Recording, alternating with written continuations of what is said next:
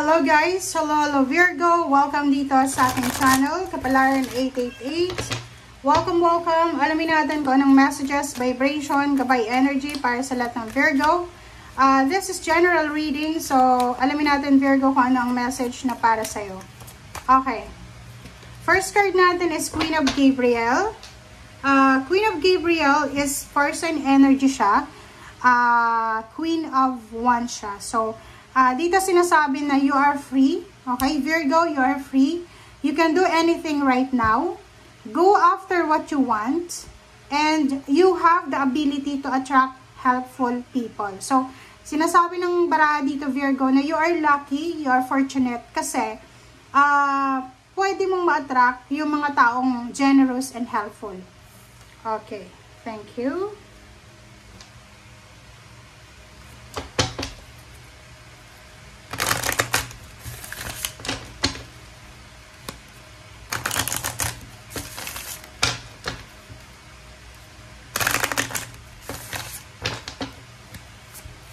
Okay.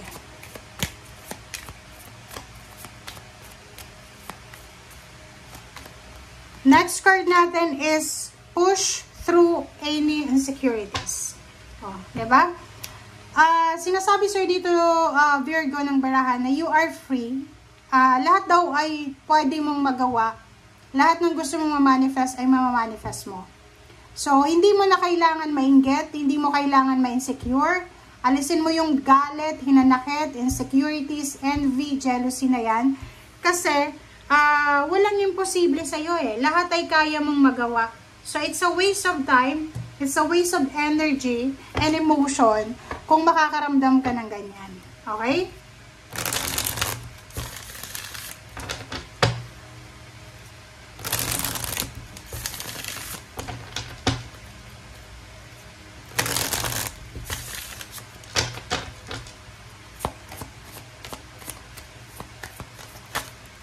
Okay.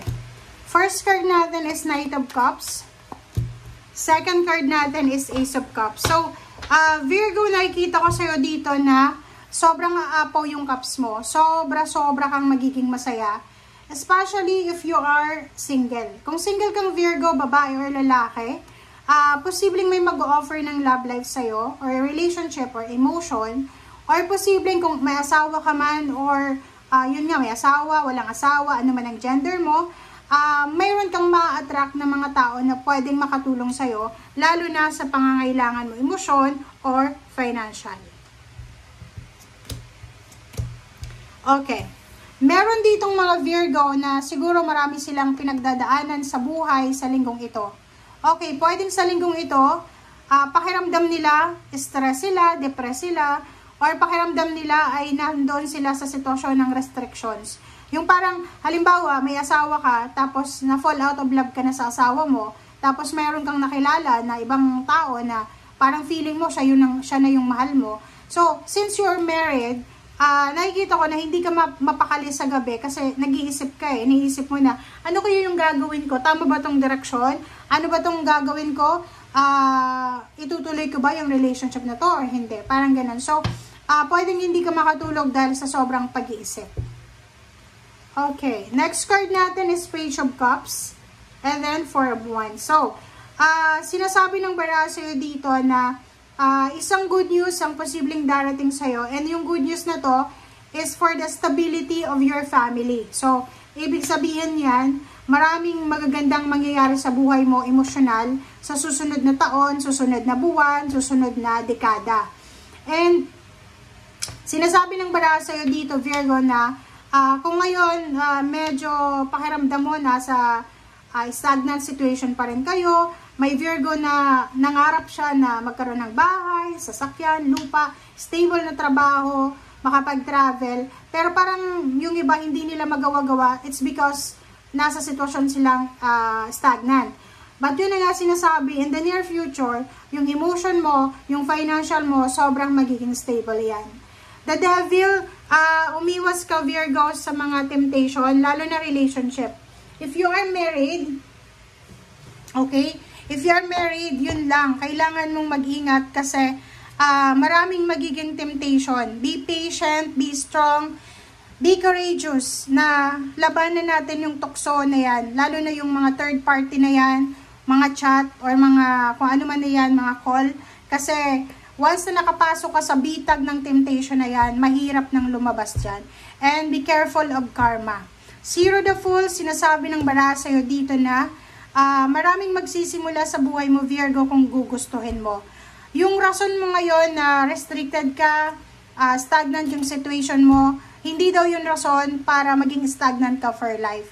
Sinasabi you can do anything right now. You go after what you want. Okay? May mga tao dyan na pwedeng makatulong sa'yo.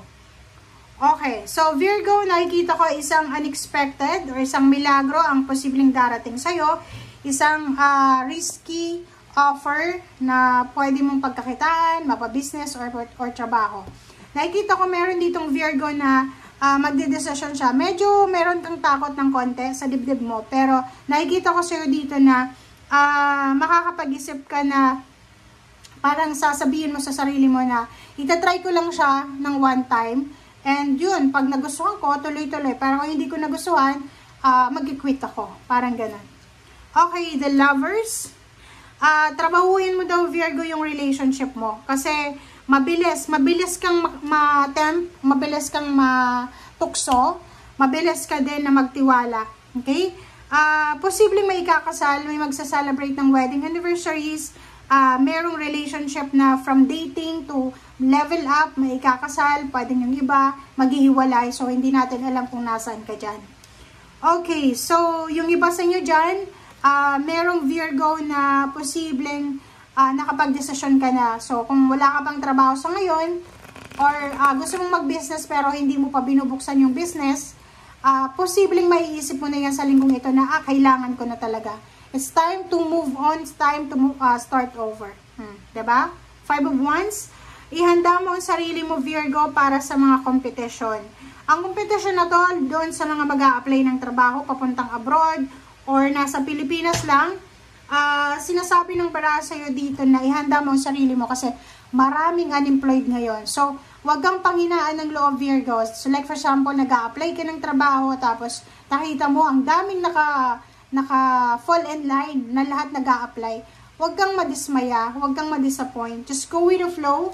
Okay? Ipaglaban yung dapat ipaglaban. Expect mo na yun kasi sa panahon ngayon, lahat tayo gusto ng magandang buhay. So, lahat parang nagmamanifest ng mga magagandang bagay na tulad ng minamanifest mo. So, pare-pareho kayo ng mindset, pare-pareho kayo ng, kumbaga, like-minded kayo kasi parang pareho yung direksyon na gusto nyo tahakin. So, sinasabi ng baraha, laban lang. Okay? Laban lang, you are free. Huwag pang hinaan ng loob. Thank you guys for watching. Bye!